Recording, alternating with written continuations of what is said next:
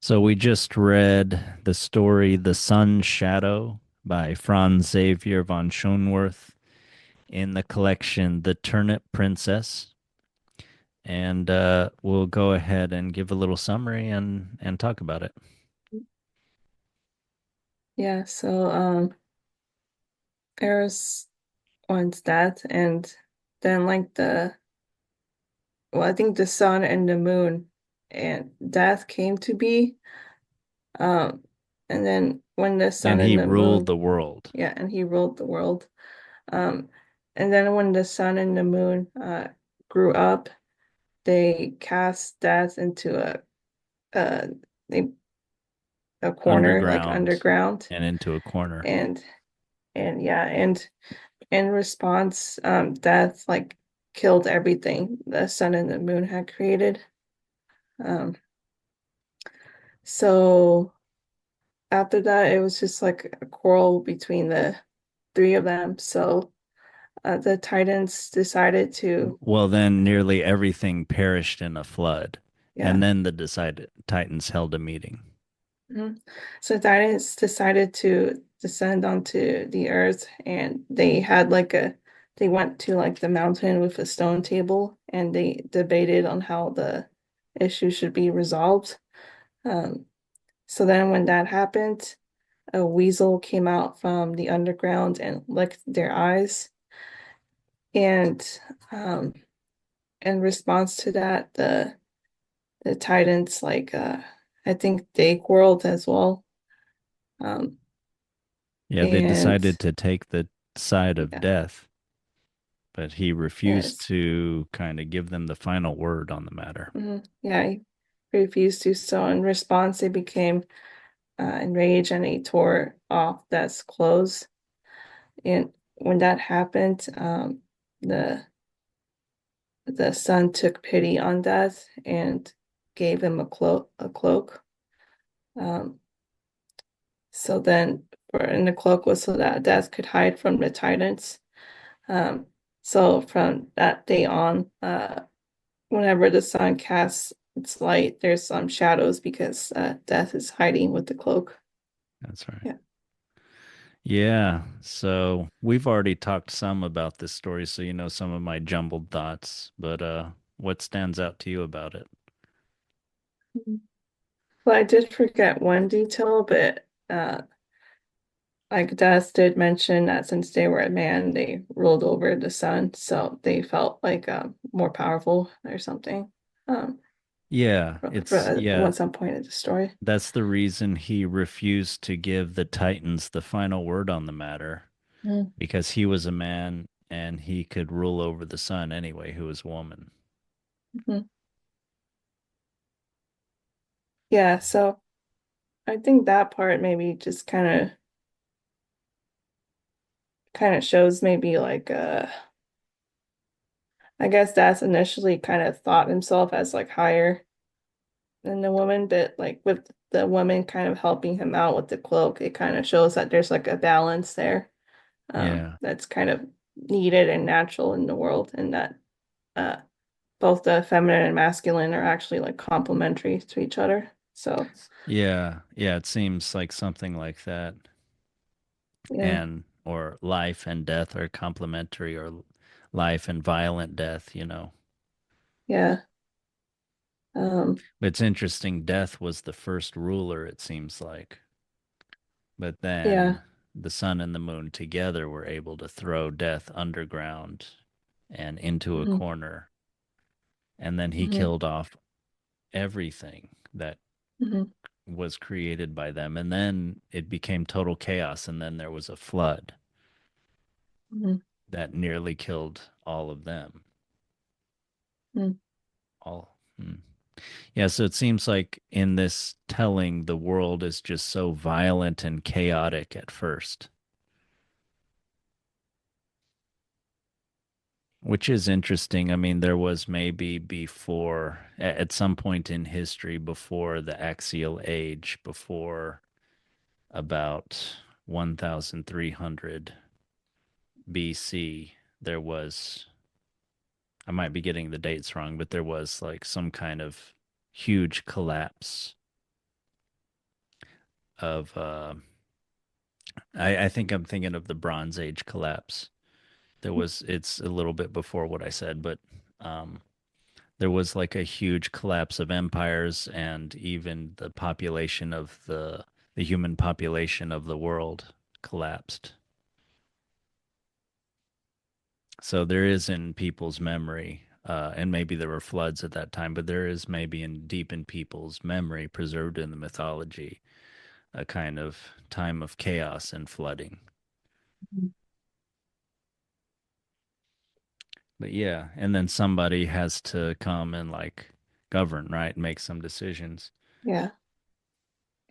But they're unable to make any decisions until a white weasel crawled out from a crevice and began licking their eyes. Yeah. No It's like, idea what to make of that. yeah, I was very confused about that weasel, but then since you mentioned it did come underground, I feel like it was probably sent by death. And maybe the weasel is kind of maybe connected to it in some way. Well, it crawled out Yeah, from a crevice. I don't know. yeah, It did crawl out from below, I think, but I don't know if that yeah, was from the ground or from a crevice in the stone benches. yeah. I don't know, but I kind of thought of it as being sent by death, and it was like on purpose He was in a kind of way. manipulating the situation. Yeah, that's what I'm kind of feeling, but Hmm. um, I'm not really sure. Like, and I wonder if the weasel has like deeper symbology as well. Uh, Yeah. What do you think the weasel could mean at all? I mean, he's sort of like a snake. He can crawl in and out of small places. yeah, it's so hard because we know so much symbology for other animals, but I can't think of one so much for a Uh, weasel. and what about he began licking their eyes? I mean, so then they can see more clearly, something like that. They decided to take the side of death. But either way, like if he sent the weasel, I mean, it seems like the what the decision they came to was not to the like death was not like that pleased with them. Mhm.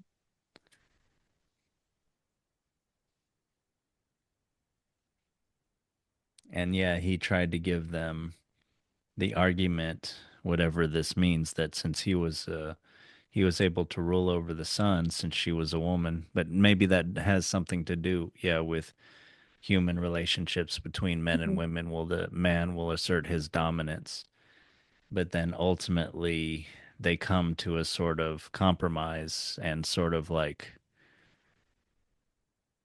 he needs her after that, and then she gives him something out of love Mhm. and care, and then they are together after that.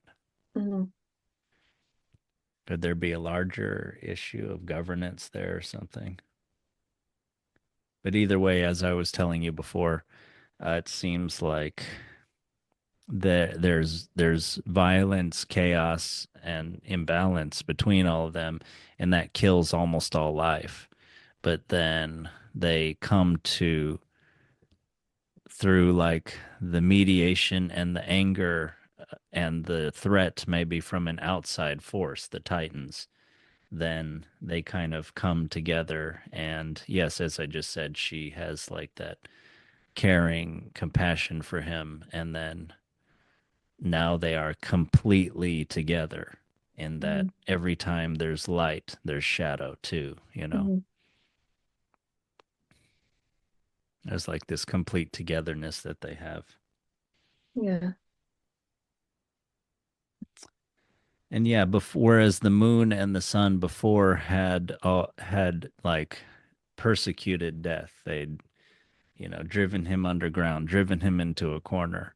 Now the sun takes pity on him. Maybe partially because she sees that there was a larger force than death that was pummeling him. Mhm. And only after it's not only he's pummeled, but with such passion that the Titans tore all of Death's clothes from his stout body. So he was vulnerable, he was in need. and then she took pity on him. Mhm. Whereas before he was always a destructive force. Yeah. Yeah, and it kind of seems too like she recognizes that he's still like important and kind of necessary as well, um, in the world in a way. Uh, Yeah. Why and like wouldn't she she wants have to before? Because he was out of control. probably and like maybe with that statement he said about how he's more powerful. Uh, Yes, maybe he was, can, yeah, arrogant. yeah, He was like arrogant teenager or an arrogant 11-year-old or something, and then yeah, he becomes like humbled by like a force more powerful than him, which represents mhm, civilization too, right? Maybe because the mhm, Titans work as a group. They have benches they sit down on and they convene in meetings and stuff. They try to mhm, make communal decisions. Those are all maybe things of like society, if not civilization. mhm, I think with the stone benches, especially, that indicates civilization because it's like staying in one place rather than moving around like hunter gatherer tribes or something. But mhm, anyway, they represent a sort of society and death. They are a society is more powerful than like roving barbarians, typically, something like mhm, that. And so then the barbarians have to grow up and they have to realize they depend on others. And what's the thing that most depends on life? Death. Death, you have to have something that came alive before it died. So yeah, it'd be stupid for death to kill all life because then there would be no more life to create life and therefore be able to die. mhm. What else did you think about this story? Mhm.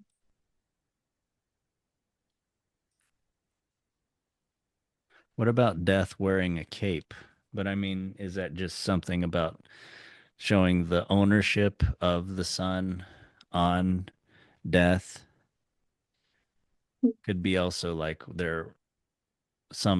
some folk were wondering like why uh some people were wondering why the Grim Reaper is depicted wearing a cape or something like that, and they retrospectively came up with a story. What? No, because I'm not really sure, but I just thought maybe that thinking that since while death is everywhere and necessary, it can't necessarily be seen all the time. Like it maybe kind of needs to stay hidden in a way. And kind of be waiting in the Yeah, background. Uh, yeah, like a shadow, ev- it's it's always instantly possible everywhere. yeah. And and yeah, maybe people literally can't handle seeing it all the time. Like it's like It needs it's to like stay a hidden. yeah, until the time comes. Yeah. Mm. And yeah, maybe that's an explanation for the chaos and the that happened before Mhm, that yeah, life is not we we find it intolerable to live life where death would be so obvious, even though mhm, he needs to be ever present. He needs to remain hidden. mhm,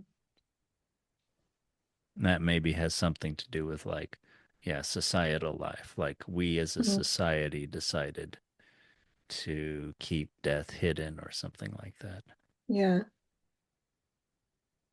Maybe clothes have something to do with that social aspect too. Like Mhm, clothes are more our social thing, right? You don't, I mean, besides the necessity of clothes in certain weather, part of the reason maybe we have clothes, or anyway, the the function of clothes is also social. It's not just mhm, physical. Like it designates rank, sex, age, status. I guess I said rank already. It it hides our nakedness, so it maybe makes people less lascivious, Hmm. less purely sexual beings or something. But yeah, there's something. Why do they tear the clothes off Death? Because anyway, that makes him vulnerable. Yeah, like I think it'll make him vulnerable and maybe I'm probably overthinking too much, but maybe more kind of hated in a way, or I don't know, Contemptuous. contemptuous. Yeah, He becomes a more excuse me, not contemptuous, contemptible figure, yeah. less venerated, less respected. Mhm. Yeah. Yeah, but yeah, an interesting story in this Turnip Princess book. Yeah, but maybe it seems to have something to do with the coming about from so there's really strong forces in our world, life and death and society maybe and a lot of those things can butt up against each other if they don't know how to work together and create chaos and maybe extermination of all life. And then yeah, there has to have been or there has to be in the future because myths are supposed, are a description of perennial patterns, but there has to be some sort of knowledge and relationship that they have with each other so that there is harmony and that there is life, tolerable life, and there isn't chaos and violence and death all the time. So this story is one possible way to describe that process from violence to order, to Mhm. some kind of natural order. But yeah, do you have any other thoughts on this one? So far, but yeah, just I thought for a short story, I think there's like a lot of kind of density to it that Yeah. yeah, I feel there's still stuff there Yeah. to Yeah. discuss. And by the way, let me know if you think of any of that stuff. But Hmm. yeah, I think many of these stories, maybe all of them are like that too. There's Hmm. very dense. This author was less literary than Schonwerth is less literary than the Grimm brothers. He's more directly from the horse's mouth of the people he took these stories from. But yeah, maybe we'll do another one of these later or go back to Grimm. But yeah, Sounds good, but yeah, I'm liking both, so yeah, they're both good. that's good. Yeah, enjoyed this, and maybe we'll do another one next week. Sounds good.